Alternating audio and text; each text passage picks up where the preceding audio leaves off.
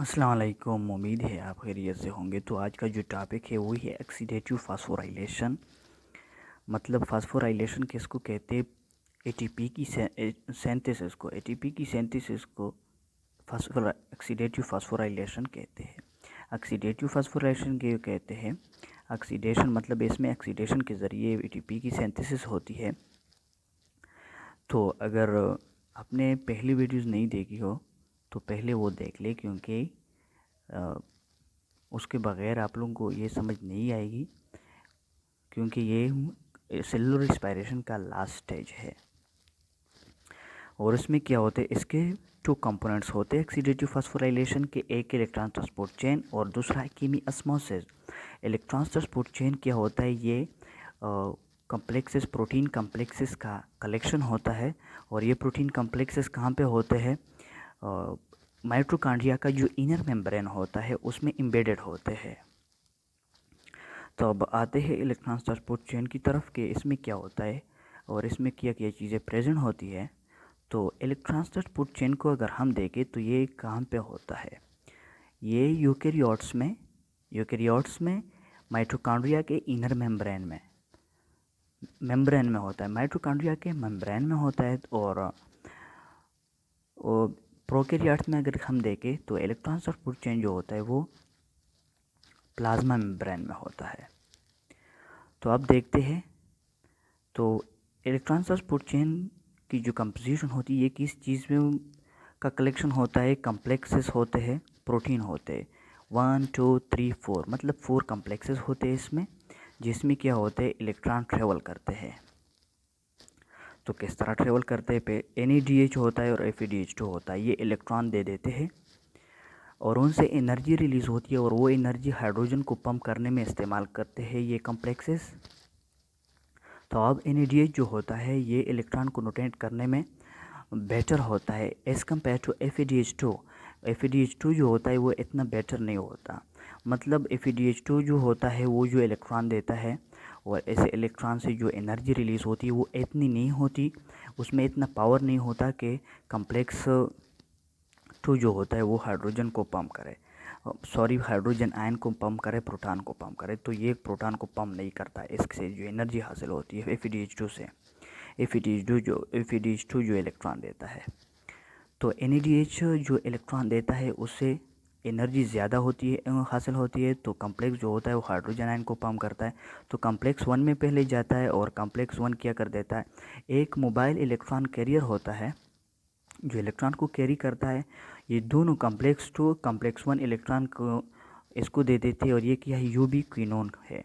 जब ये इलेक्ट्रॉन को एक्सेप्ट करते हैं तो इससे क्या बन जाता है? QH2 बन जाता है। और ये इलेक्ट्रॉन को कहाँ पे कैरी करते हैं? कम्प्लेक्स 3 में। तो जब कम्प्लेक्स 3 में कैरी करते हैं तो ये क्या हो जाता है? कम्प्लेक्स 3 भी इससे जो एनर्जी रिलीज़ होती है इलेक्ट्रॉन से, तो ये हाइड्रोजन आयन को प्रोटॉन को पंप करने में इस्तेमाल करते हैं। प्रोटॉन कहाँ पे पंप होते हैं? इंटर मेम्ब्रेन स्पेस में। मैट्रिक्स से inter membrane space. Inter membrane space क्या होता है? आउटर मेम्ब्रेन और इनर मेम्ब्रेन के दरमियान जो स्पेस होता है ये इंटर मेम्ब्रेन स्पेस कहलाता है। तो कम्प्लेक्स 3 से इलेक्ट्रॉन कहाँ पे? साइटोक्रोम C, ये एक मोबाइल इलेक्ट्रॉन कैरियर है। तो ऐसे जब जाते हैं यहाँ पे पहुँचते हैं तो साइटोक्रोम C कहाँ पे इलेक्ट्रॉन को कैरी करता है? कम्प्लेक्स 4 में। कम्प्लेक्स 4 में जब जाता है तो इससे, तो ये आखिरी कम्प्लेक्स है। तो यहाँ पे भी प्रोटॉन, ये से एनर्जी रिलीज़ होती है, ये वो एनर्जी हाइड्रोजन आयन को प्रोटॉन को पंप करने में इस्तेमाल करते हैं ये कम्प्लेक्स 4।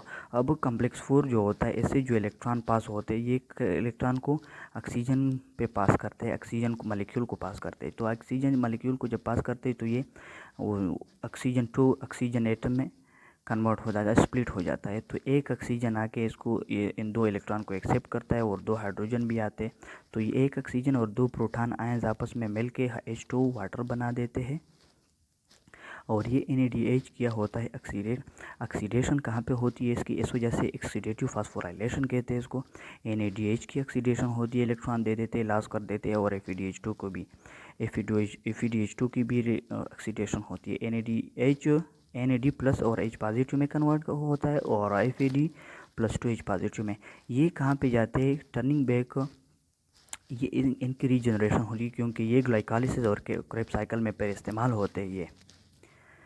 और ये माइटोकॉन्ड्रियल मैट्रिक्स है और ये माइटोकॉन्ड्रियल मेम्ब्रेन। तो अगर हम इसमें देखें तो जो ये जो मैट्रिक्स है ये इलेक्ट्रॉन पंप हुए है, सॉरी इलेक्ट्रॉन नहीं, हाइड्रोजन आयन जो पंप हुए हैं प्रोटॉन्स, ये जो प्रोटॉन्स पंप हुए हैं इंटरमेम्ब्रेन स्पेस में, तो इनकी जो ये एक ग्रेडियंट बना देते हैं, मतलब इनकी कंसंट्रेशन यहाँ पे ज़्यादा हो जाती है और यहाँ पे इनकी कंसंट्रेशन मैट्रिक्स में लो हो जाती है। तो बाद में ये जो ग्रेडियंट होता है इसके ज़रिए क्या होती है, एटीपी की सिंथेसिस होती है केमी ऑस्मोसिस में। तो आइए आते हैं केमी ऑस्मोसिस की तरफ के उसमें क्या होता है। अब आते हैं ऑक्सीडेटिव फॉस्फोराइलेशन के दूसरे कंपोनेंट की तरफ, वो है कीमी ऑस्मोसिस।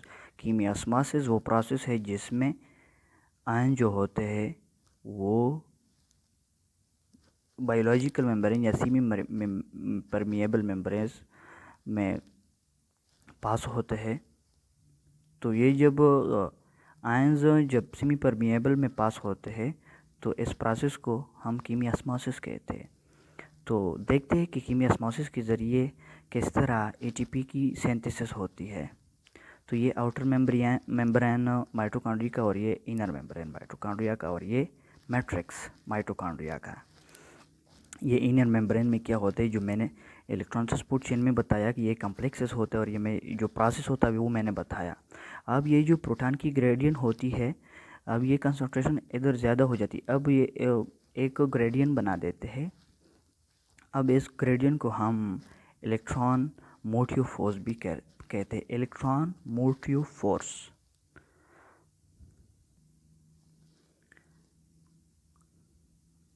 अब इस ग्रेडियंट को हम प्रोटॉन मोटिव फोर्स भी कहते हैं।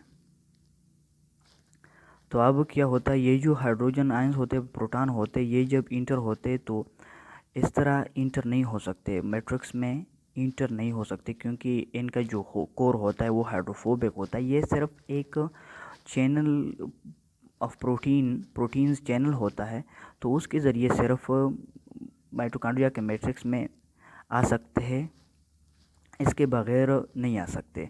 तो वो क्या होता है, एटीपी सिंथेज एक एंजाइम होता है। ये क्या होता है, ये स्पेनिंग प्रोटीन होता है जो इनर मेम्ब्रेन में पाया जाता है। इसके ज़रिए ये प्रोटॉन आते हैं। तो ये किस तरह होता है, ये टरबाइन की तरह होता है। ये जो हाइड्रो इलेक्ट्रिक पावर प्लांट में टरबाइन होते हैं, मतलब टरबाइन किस तरह होते हैं, टरबाइन तो वाटर के मोमेंट की वजह से ये टर्निंग करते हैं। और ये जो एटीपी सिंथेस होता है, ये हाइड्रोजन आयन की जो फ्लो होती है इसकी वजह से ये टर्न करते हैं। तो ये जब टर्निंग करते हैं तो ये क्या करते हैं, हाइड्रोजन आयन पास हो जाते हैं और ये ऐसे एनर्जी हाइड्रोजन आयन से में जो एनर्जी होती है वो ये ले लेती है, एटीपी सिंथेस जो होता है ये ले लेता है उससे एनर्जी, और वो एनर्जी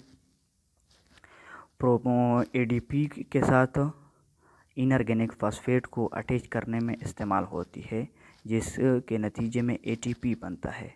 तो एटीपी इस तरह बनता है केमी ऑस्मोसिस के प्रोसेस के ज़रिए।